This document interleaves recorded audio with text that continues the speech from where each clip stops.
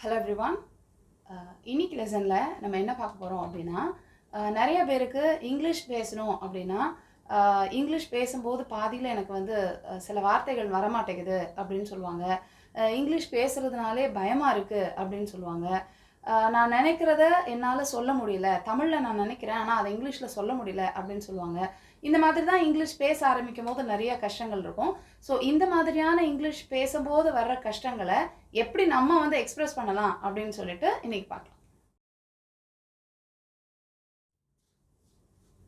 First one, I don't speak English. So I don't speak English அப்படிங்கிறது என்னென்னா, நான் English பேச மாட்டேன், அதாவது எனக்கு இங்கிலீஷ் தெரியாது அப்படின்னு சொல்கிறது தான் ஐ டோன்ட் ஸ்பீக் இங்கிலீஷ் அப்படின்றது. இதை வந்து சொல்கிறதுல வந்து எந்த ஒரு அவமானமோ அசிங்கமோ எதுவுமே கிடையாது. நமக்கு எல்லாருக்கும் எல்லா லாங்குவேஜும் தெரியணும் அப்படின்னு கட்டாயம் கிடையாது. ஸோ யாராவது ஒருத்தர் திடீர்னு இங்கிலீஷில் ஏதாவது கேட்டாங்கன்னா, நான் இங்கிலீஷ் பேச மாட்டேன், எனக்கு இங்கிலீஷ் தெரியாது அப்படின்னு சொல்கிறதுக்கு ஐ டோன்ட் ஸ்பீக் இங்கிலீஷ் அப்படின்னு சொல்லலாம். பட் இதை வந்து சொல்கிறதுக்கு நிறைய பேர் யோசிக்கிறாங்க. எனக்கு தெரியாது அப்படின்னு சொன்னால் ஐயோ அவங்க என்ன நினைப்பாங்களோ அப்படின்னு இதை நினைக்கிறதுக்கு ஒன்றுமே கிடையாது.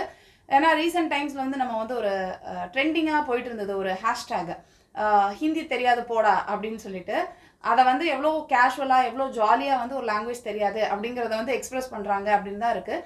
அதை வந்து யாரும் வந்து ஐயோ எனக்கு இது தெரியாது அப்படின்னு வருத்தப்படுற மாதிரி இல்லை. எல்லாருக்கும் எல்லாம் தெரியணும்னு இல்லை.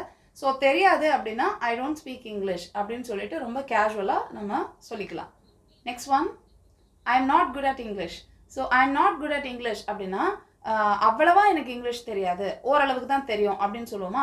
அதாவது பேசுவேன், மேனேஜ்லாம் பண்ணிடுவேன், பட் ரொம்ப நல்லா தெரியாது அப்படின்னு சொல்லணும் அப்படின்னா I am not good at English அப்படின்னு சொல்லிட்டு சொல்லலாம். Next one, I am not confident while speaking English.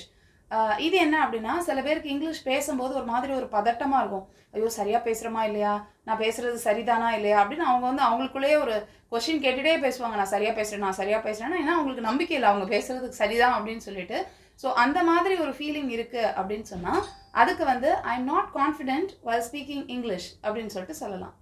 Next one, I stuck up somewhere while speaking English. இது என்ன அப்படின்னா, சில நேரம் நம்ம வந்து சில பேர் இங்கிலீஷ் பேசுவாங்க, பேசிகிட்டே இருக்கும்போது திடீர்னு எங்கேயாவது வந்து ஒரு இடத்துல அவங்களுக்கு அதுக்கப்புறம் என்ன சொல்லணும்னே தெரியாது, எப்படி சொல்லணும், என்ன வார்த்தை சொல்ல ஒன்றுமே தெரியாது, அப்படியே பிளாங்க் ஆயிடுவாங்க.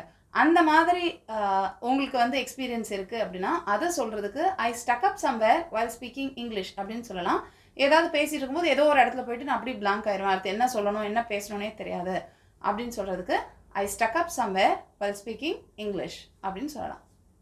Next one, I am falling short of words.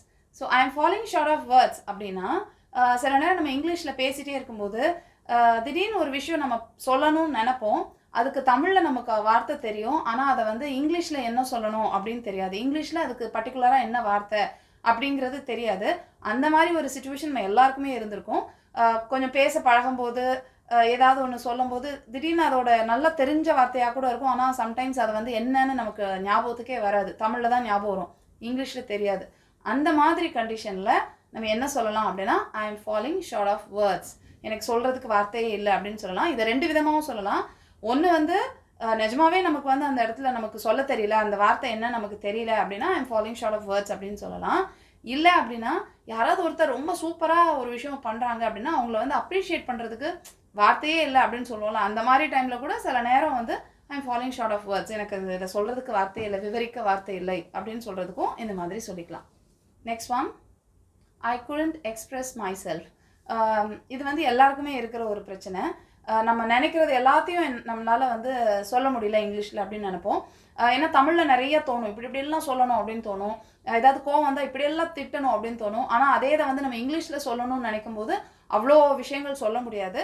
So அந்த மாதிரி ஒரு கண்டிஷன் இருக்குது அப்படின்னா I couldn't express my self in English அப்படின்னு சொல்லிட்டு சொல்லலாம். Next one, I am not very fluent in English. இது வந்து என்ன அப்படின்னா, இங்கிலீஷ் வந்து சில பேர் அப்படி அந்த ஃப்ளோ வந்து அப்படியே ஸ்மூத்தாக வந்துக்கிட்டே இருக்கும். இந்த நுனி நாக்கில் ஆங்கிலம் பேசுகிறாங்க அப்படின்னு சொல்லுவோம்ல, அந்த மாதிரி பேசுகிறத தான் வந்து ஃப்ளூயண்ட்டுன்னு சொல்லுவோம். பட் நான் வந்து அந்தளவுக்கு ஃப்ளூயண்ட்டாக பேச மாட்டேன், ஆனால் ஓரளவுக்கு பேசுவேன், பட் ரொம்ப ஃப்ளூயண்ட்டாக நான் பேச மாட்டேன் அப்படின்னு சொல்கிறதுக்கு I am not fluent in English அப்படின்னு சொல்லிட்டு சொல்லலாம். Next one, I fumble a lot while speaking English. So fumble அப்படிங்கிறது என்னென்னா, என்ன பேசுறதுனே தெரியாமல் என்னதையாவது வாய்க்கு வந்ததெல்லாம் பேசி ஏதாவது சொல்லி சமாளிப்போம்ல, அந்த மாதிரி சொல்கிறது தான் வந்து ஃபம்பிள் அப்படின்னு சொல்லுவோம். பட் நமக்கே தெரியும் நம்ம சொன்னது கரெக்டாக சொல்லலைன்னு தெரியும், தப்பாக ஏதோ பேசுகிறோம் அப்படின்னு தோணும். அந்த மாதிரி ஏதாவது ஒரு டென்ஷன் ஆகிட்டு ஏதாவது வாய்க்கு வந்தது என்னவோ சொல்லி எப்படியோ மேனேஜ் பண்ணிட்டு இருந்தோம் அப்படின்னா அதுதான் வந்து ஃபம்பிள் அப்படின்னு சொல்கிறோம். So I fumble while speaking English அப்படின்னா இங்கிலீஷ் பேசும்போது திடீர்னு எனக்கு வந்து நான் இந்த மாதிரி ஏதாவது எப்படியாவது எதோ சொல்லி நான் சரியாக ஹேண்டில் பண்ணல அந்த சுச்சுவேஷனை, என்னென்னவோ பேசி எப்படியோ சொதப்பிட்டேன் அப்படிலாம் சொல்லுவோம்ல, அந்த மாதிரி சொல்கிறதுக்கு ஐ ஃபம்பிள் வைல் ஸ்பீக்கிங் இங்கிலீஷ் அப்படின்னு சொல்லிட்டு சொல்லலாம். ஸோ இப்போ பார்த்த சென்டென்சஸில் உங்களுக்கு இதில் என்னென்ன பிரச்சனைலாம் இருக்குது அப்படின்னு சொல்லிட்டு கண்டிப்பாக கமெண்ட்ஸில் சொல்லுங்கள். இங்கிலீஷ் படிக்கிற எல்லாருக்கும் இந்த வீடியோவை ஷேர் பண்ணுங்கள். I'll meet you in the next lesson. Thank you. Bye.